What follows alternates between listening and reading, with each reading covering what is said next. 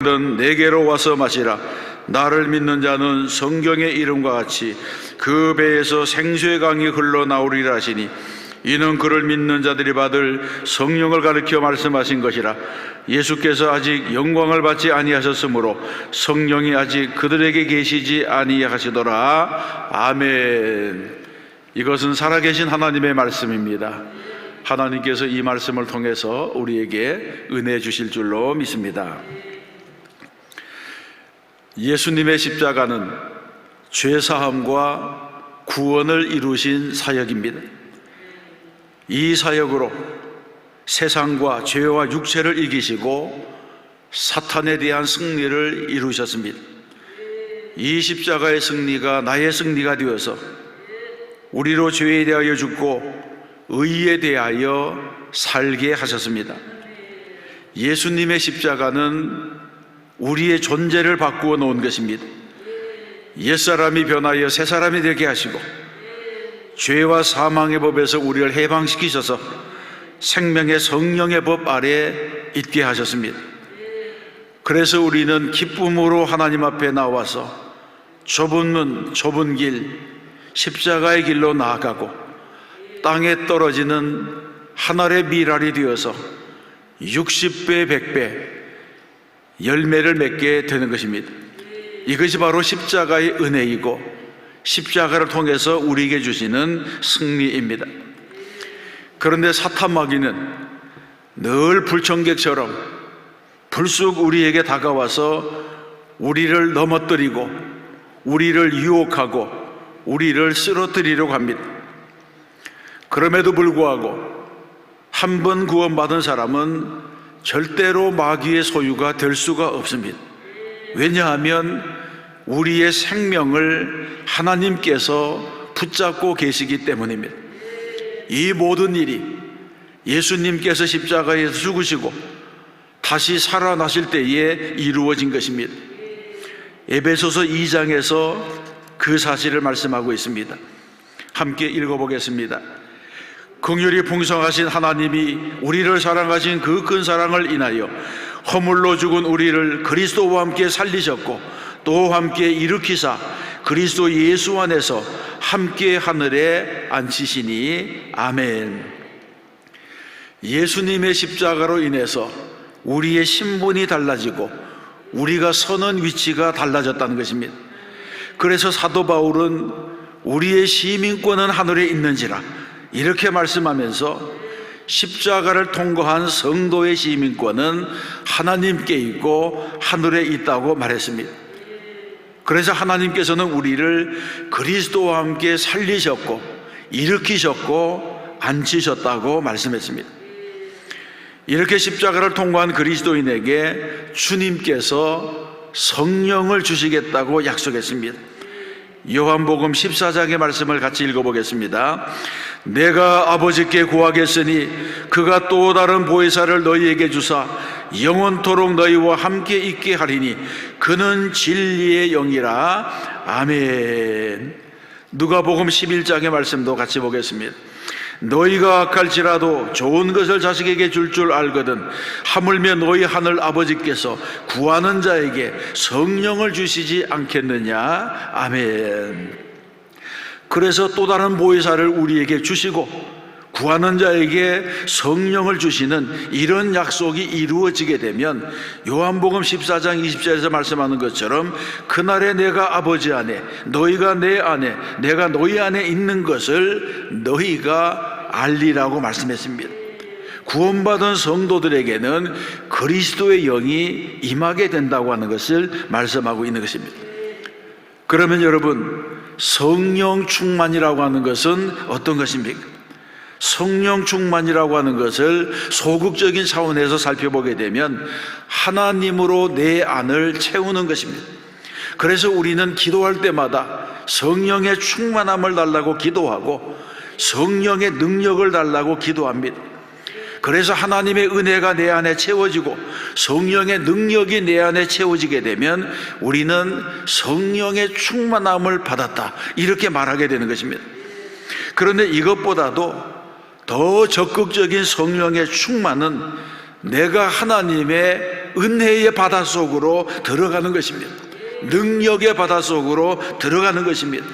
그래서 하나님의 은혜의 강물 속에서 헤엄을 치면서 하나님의 충만한 은혜를 누리는 것, 이것이 진정한 성령의 충만이라고 할 수 있습니다. 여러분, 찬송가에 보게 되면 내 주 하나님 넓고 큰 은혜는 저 큰 바다보다 깊다, 그렇게 말씀하고 있고, 언덕을 떠나서 창파에 뱉띄워 내 주 예수 은혜의 바다에 너 마음껏 저어가라, 이런 찬양이 있습니다.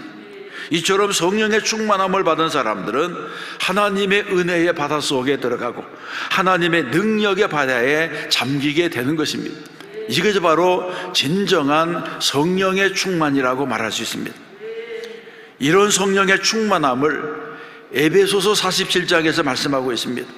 에베소서 47장에 보게 되면 하나님께서 에스겔에게 환상을 보이셨는데 이런 환상을 보이셨습니다. 성전 문지방에서 스미어 나온 물이 처음에는 발목에 차고, 그 다음에는 무릎에 차고, 또 그 다음에는 허리에 차고, 마침내 헤엄쳐 건널 수 없는 강물이 되었습니다. 성전에서 나온 물이 강물이 되었다는 것입니다.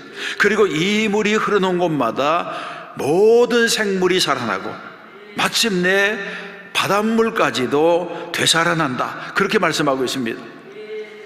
이 예언의 말씀은 무엇을 말하는 것입니까? 이 예언의 말씀은 마지막 때가 되면 십자가 위에 세워진 하나님의 성전, 이 성전에서 나오는 생수의 광이 온 세상을 덮게 된다고 하는 것을 말하고 있습니다. 물이 바다 덮음 같이 하나님의 은혜가 부어지는 그 날이 오는데, 그때에 우리는 성령의 충만한 삶이 무엇인지 은혜의 바다 속에서 깨닫게 된다고 하는 것을 말씀하고 있습니다. 그러므로 우리는 신앙생활하는 동안에 더 넓고 더 깊은 은혜를 사모하는 마음이 있어야 합니다. 목마를 때마다 한 컵, 두 컵 받아 마시는 물이 아니라 생수의 강물 속으로 뛰어들어가서 은혜의 바다 속에서 헤엄치는 이런 축복을 받아야 하는 것입니다. 이런 소망으로 기도하는 성도가 되어야 할 줄로 믿습니다. 그러면 어떻게 성령 충만할 수가 있습니까? 성령 충만이라고 하는 것은 어떤 모습으로 나옵니까? 첫 번째는 내주하시는 성령님입니다. 예수 그리스도를 구주로 영접한 성도 안에는 이미 내주하시는 성령님께서 와 계십니다. 성경에서 말씀하기를 고린도전서에 보게 되면 성령으로 아니하고는 누구든지 예수를 주시라고 할 수 없다고 했습니다. 이것은 무엇을 말하는 것입니까? 내가 예수를 구주로 영접하고 예수님의 십자가가 나의 십자가로 한 사실을 확신하고 예수님이 하나님의 아들이시라는 것을 믿는 그 사람에게는 이미 성령이 내주하신다는 것입니다. 성령으로 아니하고는 누구든지 예수를 주라고 할 수 없다고 말씀했습니다. 또 로마서에서 말씀하기를 누구든지 그리스도의 영이 없으면 그리스도의 사람이 아니라고 했습니다. 이 말씀처럼 우리가 깨닫든 깨닫지 못하든, 우리가 인정하든 인정하지 아니하든 이미 내 안에 성령께서 와 계신다고 하는 것을 말씀하고 있습니다. 예수를 구주로 영접한 사람에게는 성령이 내주하시는 것입니다. 그런데 중요한 것이 무엇이냐 하면 성령이 내주한다고 하셔서 모든 사람이 성령에 충만한 것은 아니라고 하는 것입니다. 그러므로 우리는 성령께서 내 안에서 능력으로 일하시는 것을 방해하는 모든 장애물들을 정리해야 됩니다. 에베소서 4장 30절에서 말씀하기를 하나님의 성령을 근심하게 하지 말라고 했습니다. 하나님의 성령은 인격적인 분이십니다. 하나님의 성령이 내 안에 계시면서 내가 하나님의 뜻대로 바르게 살지 못할 때마다 내 안에서 탄식하시고 근심하신다고 말씀합니다. 또 이사야서에서는 말씀하기를 그들이 반역하여 주의 성령을 근심하게 하였으므로 그가 돌이켜 그들의 대적이 되사 친히 그들을 치셨다고 하는 말씀이 있습니다. 이것은 무엇을 말씀하는 것입니까? 우리에게 능력이 되고 우리에게 은혜가 되어야 될 성령께서 도리어 우리 속에서 근심하시면서 우리를 치신다고 하는 것을 말하고 있습니다. 그러므로 우리는 신앙생활하는 가운데 하나님의 성령이 근심하게 할 만한 것들, 이런 것들을 다 끊어내는 성도가 되어야 할 줄로 믿습니다. 두 번째는 변화시키는 성령님입니다. 성령이 내 안에 오시면 가만히 내주하시는 것으로 끝나지 않습니다. 성령님은 우리의 삶을 변화시키려고 하는 속성이 있습니다. 그래서 우리로 하여금 변화된 삶을 살게 합니다.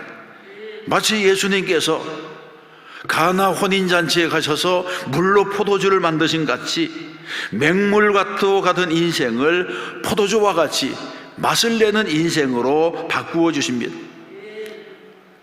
여러분, 물과 포도주는 똑같은 액체이지만 화학적인 성분은 전혀 다릅니다. 우리의 인생도 마찬가지입니다.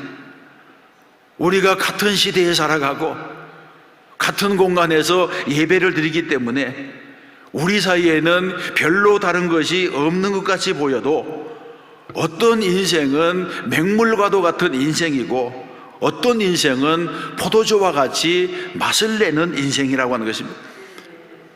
여러분, 그 차이가 어디에서 나는 것입니까? 그것은 존재가 바뀌었느냐 바뀌지 않았느냐의 차이입니다. 주님께서 물로 포도주를 만들어 주신 같이 성령께서 내 안에 오셔서 나를 바꾸어 주시면 내가 맛을 내는 인생이 될 수가 있는 것입니다. 성령이 나를 주장하시면 나는 달라지게 되는 것입니다. 예수님의 제자 가운데 요한이 있었습니다. 성경에 보게 되면 요한은 보아너게 우레의 아들이라고 하는 별명을 가지고 있었습니다. 예수님께서 사마리아로 지나가시려고 할 때에 사마리아 동네 사람들이 예수님이 그들에게 오는 것을 반대하고 또 방해하는 일들이 있었습니다. 그러자 요한이 예수님께 뭐라고 말했습니까? 주여, 우리가 불을 명하여 하늘로부터 내려 저들을 멸하시기를 원하시나이까? 이렇게 물었습니다.